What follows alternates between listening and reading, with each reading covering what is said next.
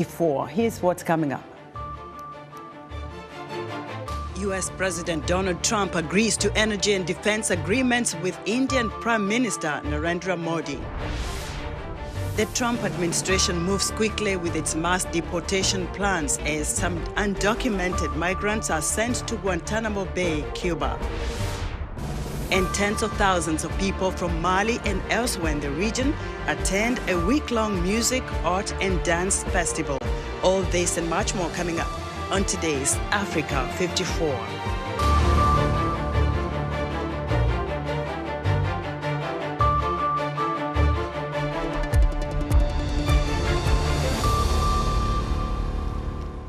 U.S. President Donald Trump made a range of energy and defense agreements with Indian Prime Minister Narendra Modi on his Thursday first visit to the White House in Trump's second term.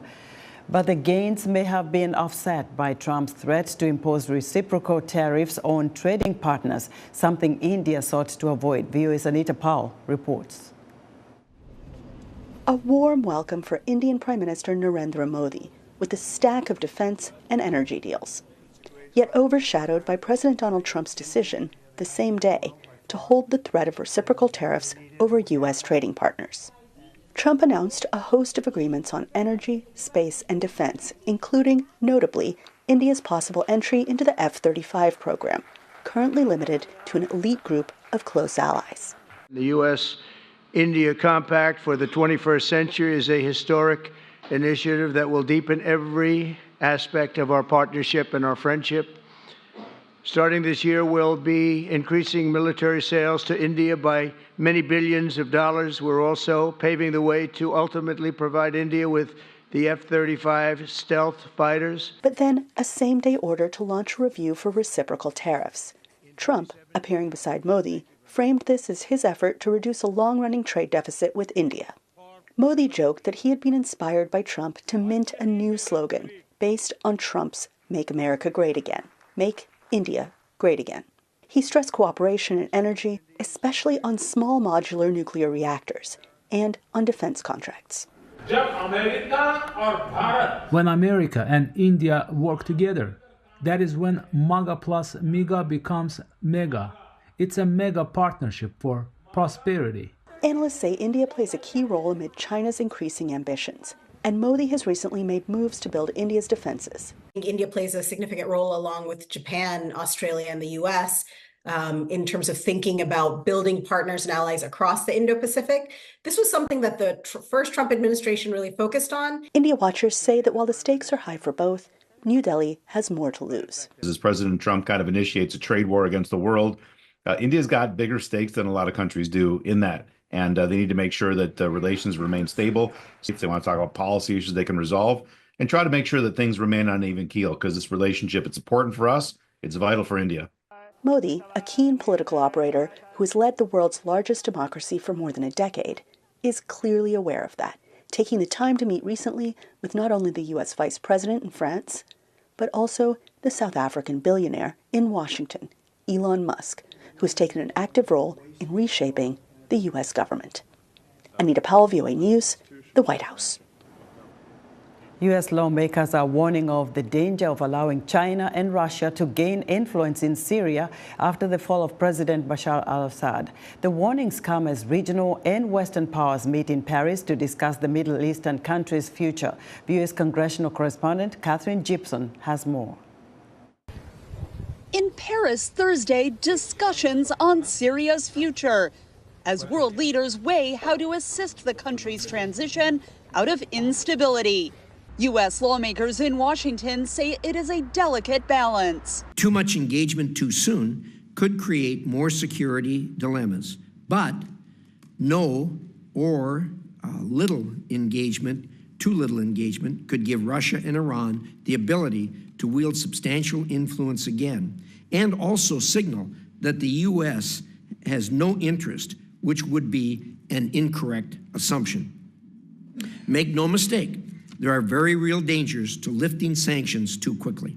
The United States has designated Syria a state sponsor of terrorism since 1979 and blocked the property of the Syrian government and officials since the uprising began in 2011. If we don't reevaluate those sanctions, we punish all Syrians for the sins of Assad.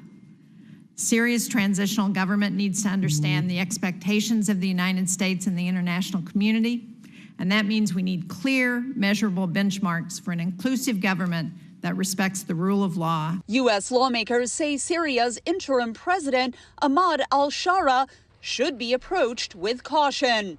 Al-Shara previously worked under the Islamic State group and pledged allegiance to al-Qaeda, Rich said. He has been saying the right things, and much of the bad behavior that he committed, admittedly, is in quite a ways in the past. Lawmakers acknowledge the risks of not engaging with the new Syrian government. Iran must be kept out of Syria, denied the opportunity to terrorize our partners, allies in the region, and we also, at the same time, can't allow our adversaries like China and Russia to swoop in and fill those gaps.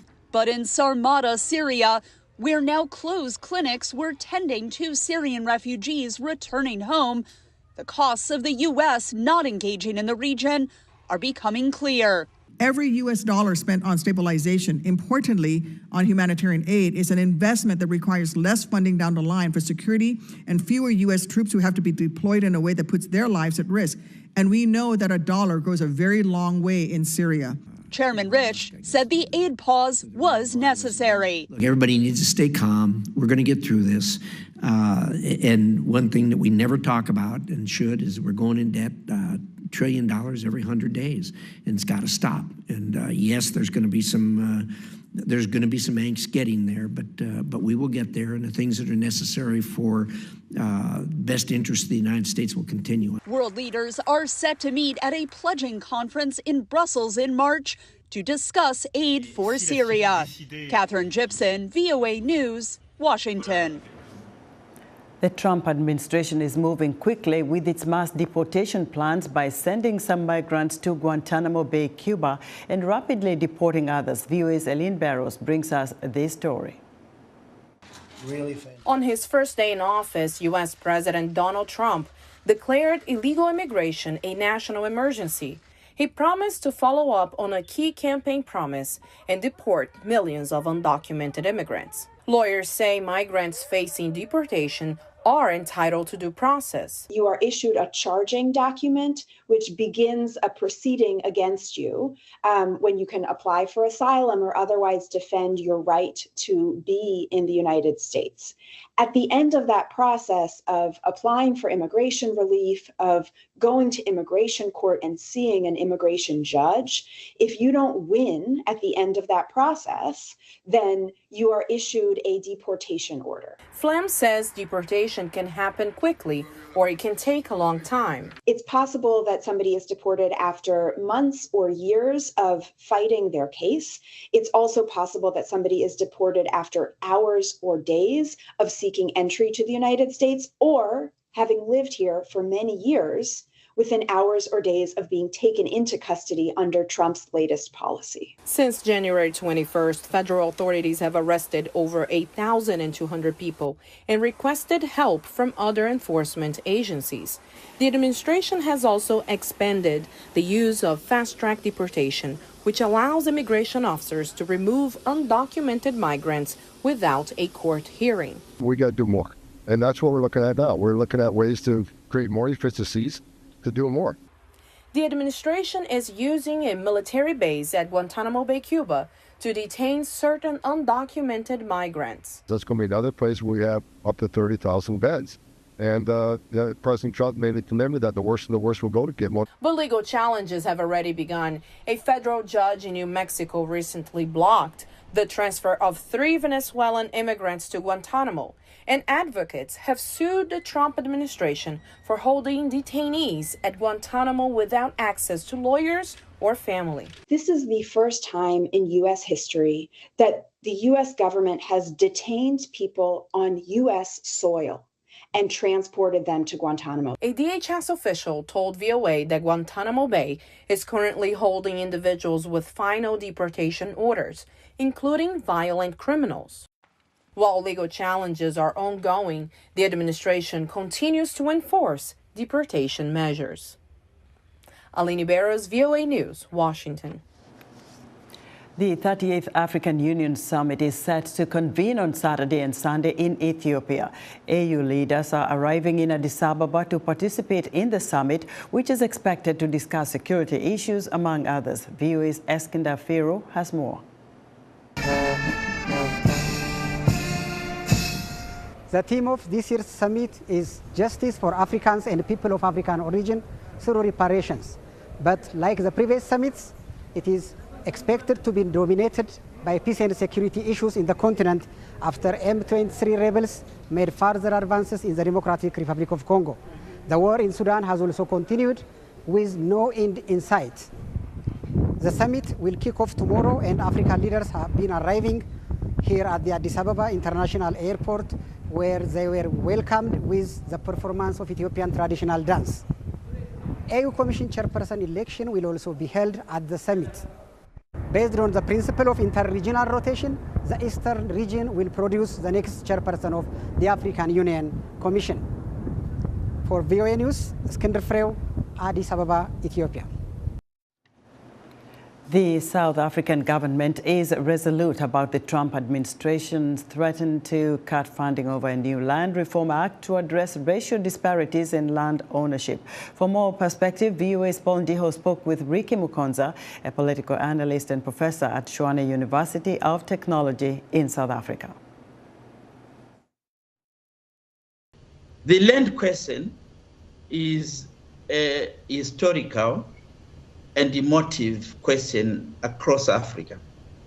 And South Africa is no exception. We know the history of South Africa, where colonialism and apartheid resulted in a situation where the black majority in the country were, dispossessed of land and were forced to live, in certain, conditions.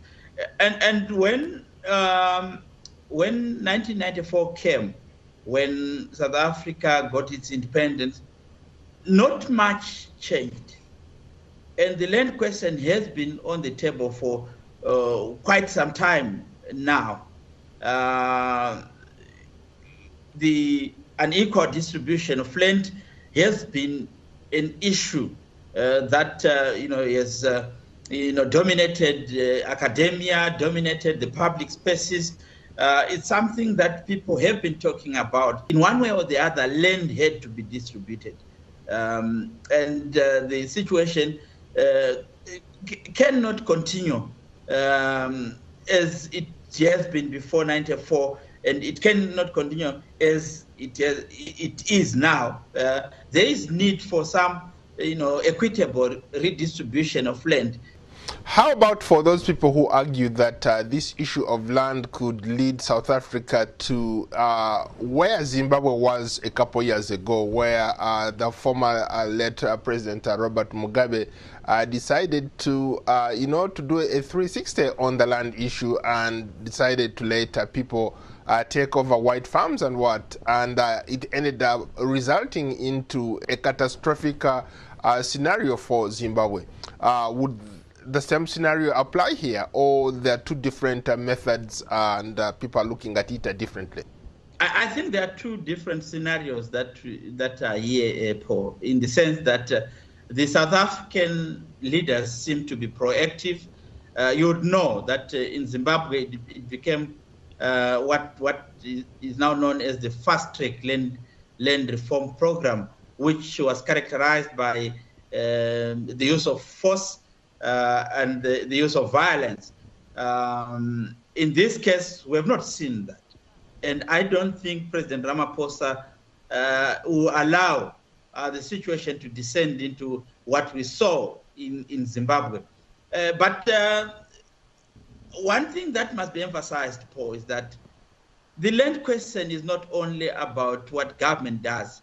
It's a societal matter that must be dealt with. I don't see South Africa going the Zimbabwean route, but if all parties do not play their roles as envisaged in the Act, then we may we may have a challenge in the sense that the masses or the majority black people may decide to take the law into their own hands. That was Ricky Mukonza, a political analyst and professor at Tshwane University of Technology in South Africa, speaking to VOA's Paul Ndiho. Now let's talk about Black History Month. Pastor Will Granberry is a visionary leader, mentor, and advocate committed to bridging generations through inspiration, social justice, and community engagement. A native of Chicago's West Side, his impact spans youth development, nonprofit leadership, and global mentorship, transforming communities both locally and internationally. His influence extends internationally, inspiring audiences in Ghana, South Africa, Ivory Coast, and Liberia. For more on his remarkable journey and some insight on Black History Month, Pastor Will Granberry joins us live from Chicago. Hello, Pastor Granberry, and welcome to Africa 54. I'm so grateful, glad to be here. Right. Now, what's the significance of Black History Month? So, first of all, I want to appreciate you for this opportunity. For me, Black History Month is American history. And Black History Month is a significant month that is dedicated to highlighting the challenges, issues that confront us as a people, also championing things that we have overcame, as well as just naturally providing a highlight to the contributions that the Black people in this country has provided to American civilization, as well as nations abroad. Now, you've accomplished so much and you still look very young, and so I'm going to ask you a question about the younger generation. What should the younger generation of Americans, whether Black, white, or immigrants, like people like me who came from somewhere else, learn from Black History Month? Absolutely. I always take a lesson from my grandmother. She says, a generation that does not know their history has no past or future. And I believe some of the things that we can take away from Black History Month or Black people in general is that there are people of conviction. There is an innate truth that we have that all persons shall be treated equally. There is a natural relative aspect of community, believing that we don't do anything single-handedly. We believe in legacy. And then lastly, I believe that it is all in celebration and acknowledging that based upon all that we have experienced from the shores of Africa up to the challenges within America, some way, somehow, we've proven to be resilient, and not just resilient, but providing adequate results to the degree where there is no adequate society without the handprint, the blood, shed tears of the contribution of people of color. I don't know if I'll have time for 3 remarkable things that you can give our listeners that are very impactful in terms of what Black History Month is about. Absolutely. So for me, it's all about engagement. We can't afford to sit on the sideline and allow history to pass us by. You need to be included. Second of all, it's about being equipped, educating yourself and informing yourself for maximizing your God-given potential. And lastly, it's about expanding, believing that no one has the God-given authority to limit you in anything that you do. You have the ability to make history because you are a history maker. So well said, Pastor Granberry. Thank you very much. I appreciate you. Thank you for this opportunity. Right. Pastor Granberry joining us live there from Chicago, Illinois. Still to come, all the sights and sounds from the Mali Cultural Festival. Stay with us. In today's digital world, smartphones and social media have revolutionized the way we communicate, and dating is no exception worldwide, including Africa. Online dating platforms and social networks have created new opportunities for people to connect, breaking down traditional geographic and social barriers. On the next episode of Our Voices, we'll explore how men and women first connect through digital platforms and whether these connections can turn into lasting relationships. Join the conversation each week right here on Our Voices.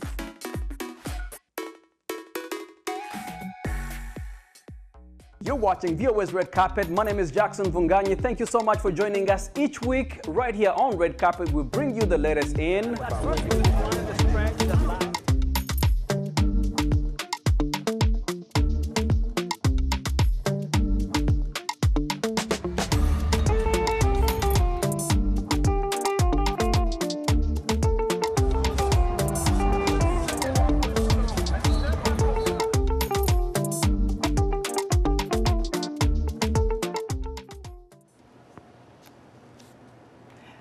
In other news, Pope Francis is in the hospital in Rome to continue his ongoing treatment for bronchitis and to undergo tests. The Vatican is canceling his event through Monday. Since being diagnosed with bronchitis last Thursday, the 88-year-old pontiff has continued his activities and audiences indoors at Casa Santa Marta, the Vatican residence where he lives. The Pope has long battled health problems, including lengthy bouts of bronchitis. He also uses a walker or cane when moving around his apartment and recently fell twice, hurting his arm and chin. An old planetarium in Johannesburg has been transformed into the state-of-the-art Wits Anglo-American digital dome after undergoing major renovations. The facility offers visitors an immersive look at the wonders of the universe. Zahir Kasim has the details. Curious visitors and astronomy fans joined the official launch this month of the Wits Anglo-American Digital Dome of the University of the Witwatersrand, formerly known as the Wits Planetarium. Nestled in the heart of Johannesburg, this state-of-the-art dome offers a rare and immersive look at the universe. This kind of a view, like the 360-degree image and the audio, gives you what is called an immersive environment, where you feel that you're part of the journey, like whatever's happening in the dome, you're kind of in part of the journey. So if you're flying through the stars, you feel like you're actually flying through the stars. The facility says it is the largest of its kind in the Southern Hemisphere. It offers not only a spectacular experience, but also a teaching venue and collaboration hub for scientists, artists, and students. Officials say here they can bring their work to life in dazzling, immersive detail. Cindy Pinar is an astronomy fan who visited with her 2 children. When I was at school, I came here. So I said, one day when I have my own kids, I would love to bring them. So when we looked on Google, we realized it's still existing. So that's when we decided we're going to come, and lucky for us, we saw today the opening. The old-school analog Zeiss projector, once the heart of the planetarium, has been swapped out for a futuristic setup. 10 digital projectors now beam an ultra-crisp 8K resolution picture across the entire dome. On this day, the featured show is Cosmic Collisions. It is one of 6 productions donated by the American Museum of Natural History in New York. Each show costs about $1 million to produce, making them a valuable contribution to science education in Africa, according to the former National Research Foundation's Beverly Damone. The fact that we are under license to them, but without the payment of a license fee for 2 years, means that really we have content, high quality content that we can share with our public audiences without incurring astronomical costs at this stage. The films will be showcased until 2026, allowing visitors like Cindy Pinar and her family to experience world-class science education. It was amazing. It was an awesome experience, especially for the kids. And her son Christian was over the moon. And you get to learn and experience a lot instead of just watching it from a phone on YouTube or whatever, instead of experiencing it in real life. The Wits Anglo-American Digital Dome plans to create their own content after the donated films end their run. Zahir Kasim, VOA News, Johannesburg, South Africa. In our entertainment report, tens of thousands of people in Mali and elsewhere in the region flocked to the town of Ségou for a week-long showcase of Malian music, visual art, theater, and dance. VOA's Philip Alexiou has more.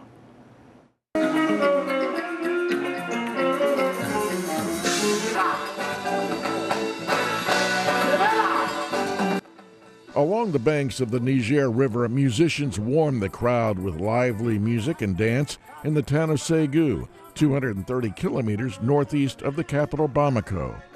This year's edition of the Festival sur le Niger is taking place about an hour from areas where jihadist groups are active, and just after Mali, Niger, and Burkina Faso left the West African bloc of ECOWAS, creating uncertainty among the Sahel region. Vincent Kawala, a cultural consultant from Burkina Faso, says the festival of Malian music and visual art, theater and dance is more than just a festival. Ségou est plus qu'un festival, c'est un laboratoire. La place et le rôle de la culture dans le développement. It's a laboratory that experiments with the place and role of culture in development. The development of the city of Ségou and its surrounding areas, but also the development of Mali as a whole. So, with the split of ECOWAS and a new confederation known as the Alliance of Sahel States, authorities are dubbing this year's festival the Week of AES Fraternity.